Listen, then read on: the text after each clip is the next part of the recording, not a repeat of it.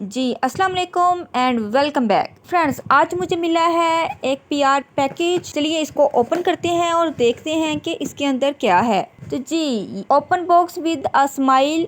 Thank you ladies shop PK कि आप लोगों ने मुझे ये पीआर पैकेज भेजा है। हमें इसके अंदर मिला है ज़ाफ़रान glow cream, hand foot whitening cream, wow argan oil shampoo, my favourite shampoo. मैं इसको फाइंड आउट कर रही थी कि मुझे कोई आर्गन ऑयल शैम्पू मिल जाए।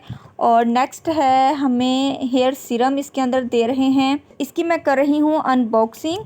सो फ्रेंड्स बड़ी सेफली उन्होंने इसको हमें भेजा है। तो जी इसके साथ हमें उन्होंने ड्रॉपर भी भेजा है। तो इस ड्रॉपर को हम इसके अंदर डाल देते हैं। तो जी इस तरह का हमारा ये सीरम है।